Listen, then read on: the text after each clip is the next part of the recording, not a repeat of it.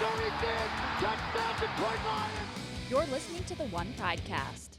Hello and welcome to the One Pridecast presented by MGM Grand Detroit. I'm Tori Petry. That's Mike O'Hara on the other line. Mike, Happy New Year to you. This is our last episode of the 2020 season, and things, restart for the off season. So, I'm glad you're here with me for one last breakfast time. This is it?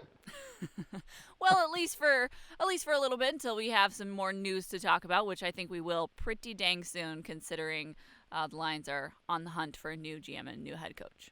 Yeah, I can't imagine the National Football League with any shortage of news, and if there isn't, they'll find something, they'll manufacture it. So I'll stay on high alert at all times. I know. We definitely will have plenty of things to cover this off season. I mean, I was thinking the other day, I tweeted about this, after the season ended. We like to take a little bit of a mental break, a little bit of a reset, and, this season was one of the craziest ever, and I had the thought cross my mind, I can turn off some of the push notifications on my phone so that, I'm not just always on for work, and I was like, wait a second, I can't do that because I've got to, be on top of things as the Lions go through this coaching search and GM search. Absolutely, you don't know exactly which order it's gonna be done in, but look, it's part of what makes the National Football League what it is. It's a monster. And I'm not saying that in a bad way either, but it's they get more ratings, they get more views, they get more everything than anybody, and for a reason, they really do. Well, it will certainly be a busy off season for the Lions. Things are not quiet after the season. As we speak, the Lions are busy interviewing people for that GM job and for that head coaching job. They had quite a few people listed out this week when we talked to Rod Wood, and he said, I feel like we've probably got our new GM and our new head coach scheduled to be interviewed. Maybe they would schedule a few more, but they felt like one of their guys was on the list already. So We'll have to wait and see what happens, but things move fast, so who knows? By the time this gets posted, we could have more news. Yeah, and I think Rod Wood, if people out there don't know him, he's been the team president now for, I think he took over shortly after the in-season firings in the 2015 season, but I think he shed some light on the process that time, and I don't think it was as complete as looking back now as he and Sheila Ford Hamp, the principal owner, and Martha Firestone Ford at the time, the owner. I don't think it was as complete and comprehensive as they want it to be this time. I think they learned something from that, and I think that'll really help them out. I think they'll be really more proactive in this time around than they were the last time around. Right. Rod said that the thing that they learned was that they wanted to interview more candidates. They only interviewed 3 when they hired Bob Quinn, and they wanted to have more people in the room. He said, I think it was only him and Bob Quinn in the room when they hired Matt Patricia. So they wanted to have more people in those interviews, more people in those conversations, and they wanted to talk to more people. So that was a start. And we've already, had a list of when Rod talked, there was already 7 that they had come out publicly and said, these are the guys that we've talked to for the GM position. So they are keeping their word on that and talking to quite a few people. Mike, obviously we still have to kind of wait and see how this plays out, but what's your best prediction as to what happens with the head coaching job? Well, I don't, I might be in the minority, but I don't disagree with Rod Wood, what he said, that don't necessarily have to hire the general manager first and then the head coach. He said, look, if there's a good coach out there, we're not going to lose him. We're going to hire him. I'm sort of paraphrasing what he said. And I agree with that. I mean, just look around the National Football League. Teams hire general managers all the time when they already have a coach on board. He inherits the coach. And, based on performance and so on, that can change. I mean, just go back, 6 years ago here in Detroit when Bob Quinn gets hired. He inherits Jim Caldwell after 2 years of 9-7. And the famous line, 9-7 isn't good enough. I don't know if it's famous, but it's certainly well remembered in Detroit and around the National Football League. Famous here. Yeah, it was famous here, sort of like us. And, like you, Mike. Well, I'm infamous, not famous. But I'm lurking, Tori. I'm lurking. You're bringing your best work here for our last 2020 episode.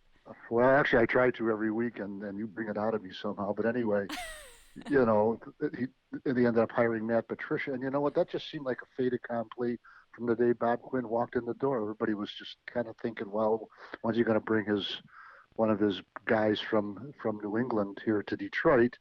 And you remember all the comments about Patriots West and all that stuff, which really sort of turned out to be true. It was a heavily New England Patriots influence, and Matt Patricia gets hired, to replace Jim Caldwell, and it looked like a really solid hire. Excuse me, at the time. I mean, you talk about he's like any other coordinator steps up to the National Football League head coaching job. Yeah, his resume was fine. It really was. Turned out it didn't work, and I think the mistake that Bob Quinn made was not so much in firing Jim Caldwell and hiring Matt Patricia, but hanging on to him after 2 years when it was clear it wasn't working. And nothing against Matt. I like Matt and I like Bob, but just evaluating it, should have acted a year earlier. He might still be the general manager. Right. Well, you talk about the Lions saying that they weren't committed to hiring a general manager first. And here's Right. the other thing. There are a lot of teams out there that are searching for a new head coach right now. So Right. if you have your eyes set on a general manager who's with a playoff team, but you have your eyes set on a head coach who is not, you could miss out on that guy by waiting around to hire your general manager first. So, Yeah. and even Rod Wood pointed out that they were talking to the GM candidates about who they were looking at for head coach, and they were talking to the GM candidate or the head coach candidates about the same. Yeah, Tori, and you're right. You made a great point there, and I was gonna make it, and you made it before me. Look, let's just however many candidates they've interviewed for the head coaching job, and however many that they've contacted that they haven't interviewed yet and we don't know about. I mean, keep that in mind too.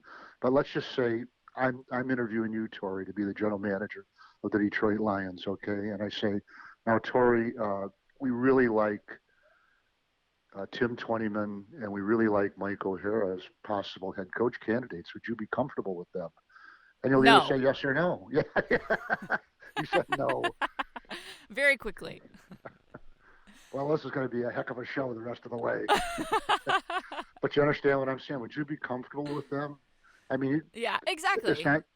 You're not going to hire the general manager, and then 3 weeks later you're going to hire a coach who you never heard of, Right. or vice versa. So you would say, would you be comfortable? And I doubt that you would say to the head coach, would you be comfortable with so and so as your general manager, because you're hiring somebody to run all that stuff. But that's just part of it. These aren't just 10-second or 10-minute interviews where you check the boxes, sign your name, and hit send, and then NFLCoachSearch.com. These are comprehensive interviews where there's a lot at stake. It's the face of the franchise. As much as the general manager is back there, he might be the the guts and the gears and all that. It's that the head coach, out there at that podium 5 times a week, and 6 on game day. That's the face of your franchise. Well, certainly a lot of decisions to be made here coming up for the Lions. And I thought it was interesting hearing Rod Wood talk about the things that they were looking for in a new head coach, talking about wanting someone who had clear lines of communication. They wanted someone, who could build the culture here. And certainly Chris Spielman will be part of those conversations as well. That's what they hired him for, to be the assistant to the chairman and president and CEO. So, we'll see how his role plays out with that new hire. But Mike, what do you feel like the Lions want to bring in here as their new head coach and new GM? Well, I think it's what Chris Spielman said when we interviewed him. Remember, as everybody knows out there, he did a video with us, 3 and out for, I think it was 3 years. It might have been 4. I'm sure on his side it seemed like forever. But I'll tell you one thing: he didn't come here to Detroit. He didn't leave that job at Fox Sports doing NFL games. He didn't leave that and move to Detroit to be an advisor for 2 months and sit around for 10 with nothing to do. That's not Chris. He'd go nuts, and everybody around him would go nuts with him. He's going to be here, and he's going to be an important player in that front office. And just speculating ahead, and here he's been on the job less than a month, but speculating ahead, I wouldn't be surprised if in 2 or 3 months he has a very high position in that franchise, similar maybe to something that John Elway has ascended to in the Denver Broncos, at leaving the general manager's position and to become whatever he is, team president or something like that. But Chris has said They want somebody who's smart. You have to be smart, and I agree with that. Some people who, somebody who can think, somebody who can put things together, lead people. I mean, if you're going to be a successful in anything, you need leadership, you need vision, you need leadership, you need people who can stand in front of a group and individually and chart out a plan and follow it, but also have enough uh, self-confidence to, if the plan's not working, modify it, change it, and you can't completely scrap it, but you've got to have a vision and a plan and an ability to adjust. And so, as Chris says, they want people who are smart, and I agree with that. And they want an inclusive organization. They don't want really how the football operation at the Detroit Lions really set itself up opposite, or not opposite, but completely separated from the rest of the franchise. And I thought that was a mistake from the beginning. I still do. Doesn't mean I hate the people who did it that way. I just never agreed with it. Yeah, it will be interesting to see how that shifts inside the building once those new hires are made. BetMGM, an official partner of the Detroit Lions, is coming soon to Michigan. But you can sign up early and get $100 in free sports bets and $100 in free casino bets with bonus code LIONS. Be ready for the action the moment BetMGM goes live. Download the app or go to BetMGM.com to get a total of $200 in free bets with bonus code LIONS. Must be 21 or older. Gambling problem? Call 1-800-270-7117 for confidential help. Excludes Michigan disassociated persons. I want to turn now to looking back a little bit at this 2020 season. Yes. You, me, and Tim got on a virtual video conference this week and kind of broke down each phase of the game for the Lions. The fans can find those on DetroitLions.com. We had offense on Wednesday, defense on Thursday, and special teams on Friday. So you can find those videos on DetroitLions.com. But, Mike, I want to look back at the 2020 season with you. What are your biggest takeaways from what was in this last season? Well, my biggest takeaway, Tori, and I've really given this a lot of thought, I really didn't. And I'm surprised that no one else has said it, but to me, the signature moments, one was with the team, one was the firing of Matt Patricia and Bob Quinn on the same day after the loss to the Houston Texans on Thanksgiving Day, and that picture of Sheila Ford Hamp sitting in I think she was in the owner's box or wherever they were sitting now under those COVID protocols with her head in her hands. And that said everything to me right there. It really did. That was the end. And, I'm sure she looked at herself and saw that picture and said, what are we doing? Come on. I've had enough. And I think what she said after that too really to me resonated with me. As you remember, I think it was last December of 2019, as that season was lurching to an end on 4 broken tires and a broken axle, and she said they wanted the team to be competitive and play meaningful games in December. And I asked her about that comment at her press conference after the firings of Patricia and Quinn, and she said, I meant what I said. Guys, pay attention to what the owner says. She means it. She's in it to win it, not just to have some place to go on Sunday with family and friends. They're in it to win it, and she means what she says. But I have a completely different take on the highlight moment of the season. And to me, that was during training camp, Tori, when all of a sudden there are no players on the practice field, and it goes on and on and on, and finally find out that the players are discussing social justice issues. Yeah. And Matt Patricia leading it, and the Detroit Lions come out with that big sign that says, we will not be silenced. I thought the Detroit Lions in that moment took the lead among sports teams in our country on that, and it didn't follow up with anything on the field or anything like that. But the Detroit Lions were really at that point viewed nationally, not just locally in Detroit, but nationally, as a team that had really taken the lead on it, and I commend them for that now, and I commended them for that then. It's too bad that they couldn't follow it up and become a symbol throughout the season, but it was a very, very moving period of time, not just if you live in Detroit, but if you saw it anywhere. And to me, that's what I remember as much from the season as anything. Absolutely. And you're right. It was kind of a first move that was made in that avenue, because shortly after that, the NBA started canceling games. There was just so much more that happened after that, and that Yep. spark kind of started with the Detroit Lions canceling practice that day. Yeah, absolutely. And there was sort of a mixed message that they had boycotted practice. No, as a group, this wasn't, look, I've seen basketball teams walk out on their coach and not play a game. This had nothing to do with that. This was unity throughout the organization. I don't think anybody was against it. And even if there probably were people who didn't agree with it. You're not going to have, business with, 300 people or whatever it is that, and counting players and coaches and everybody support staff. Not everybody's going to agree with everything, but that certainly resonated. And there was not just a thread of unity, but a bond of unity in that franchise. Absolutely. That definitely was a highlight from this season.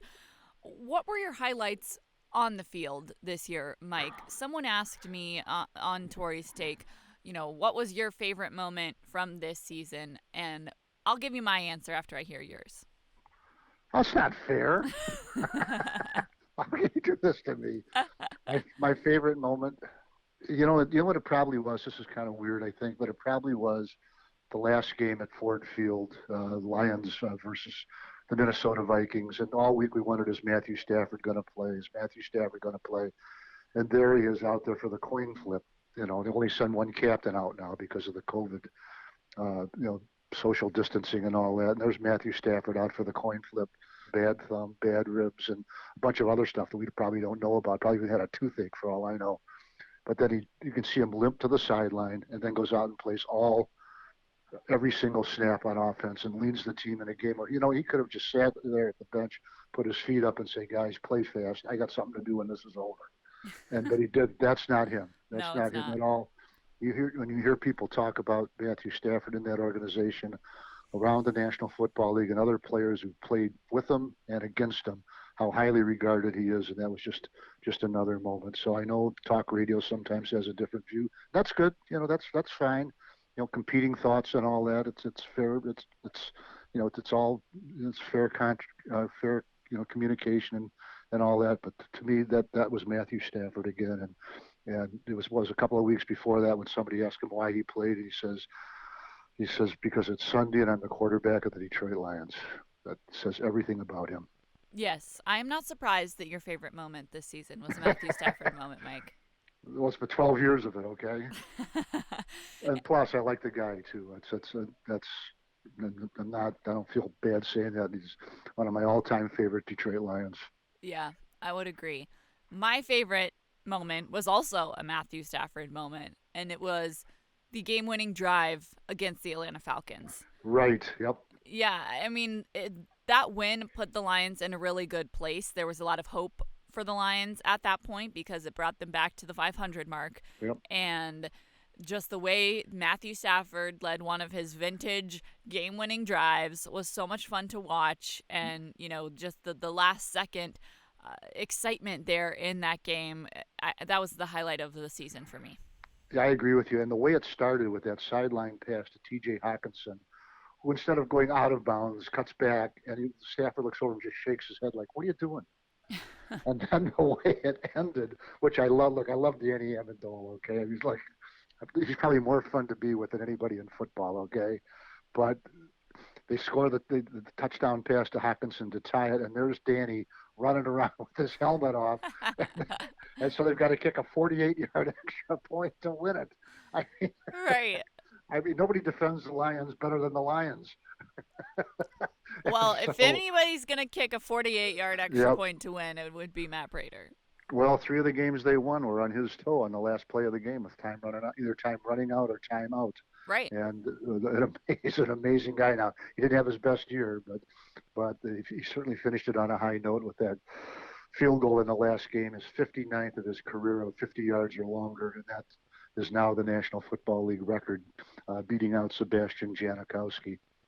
Well, I asked you about high point of the season. Let me ask you about the low point of the season. I think most obviously it's the firing of the head coach and GM over Thanksgiving weekend, but let's let's take that one out of the picture because that's the giveaway. But, what were some of the low lights of this year?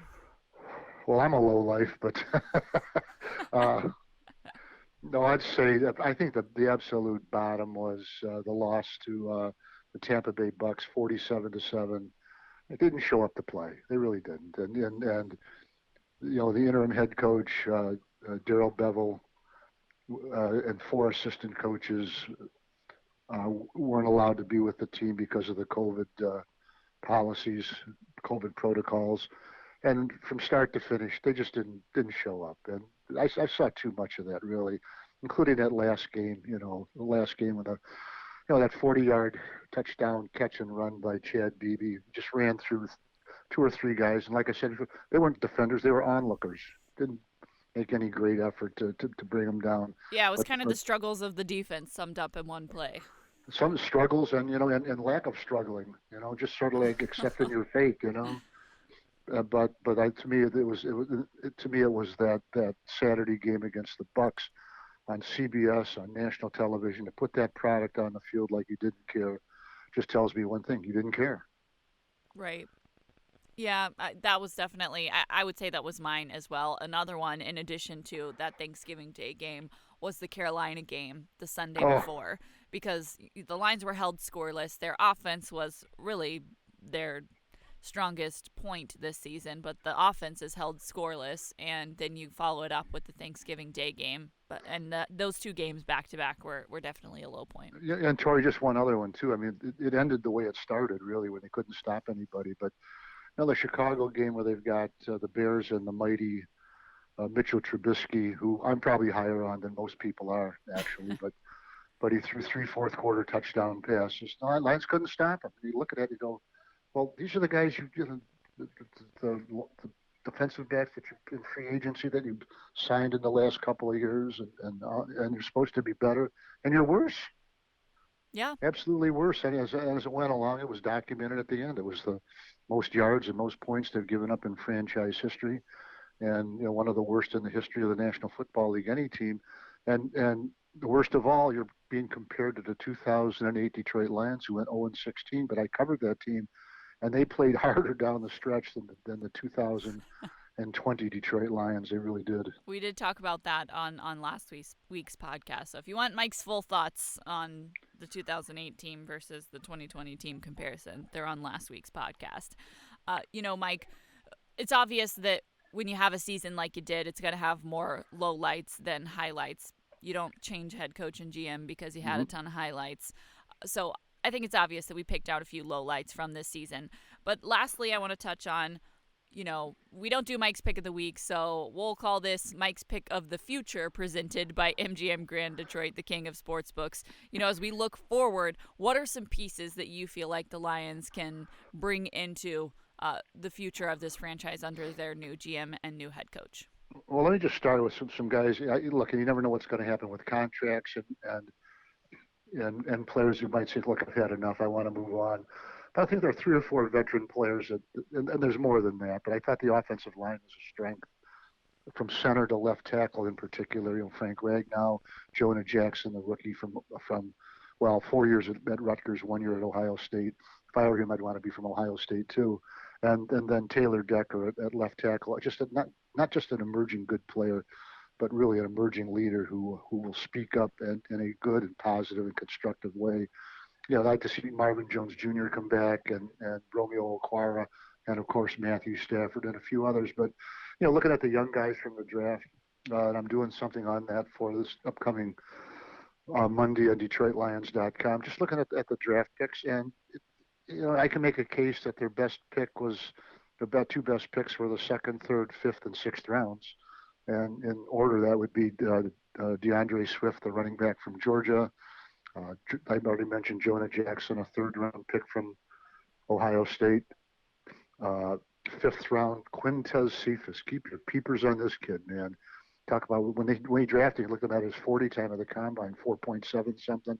Well, a lot of guys have run slow and played great. Now, I'm not saying he's going to be great, but this looks like a 10-year wide receiver who knows how to play the game of football.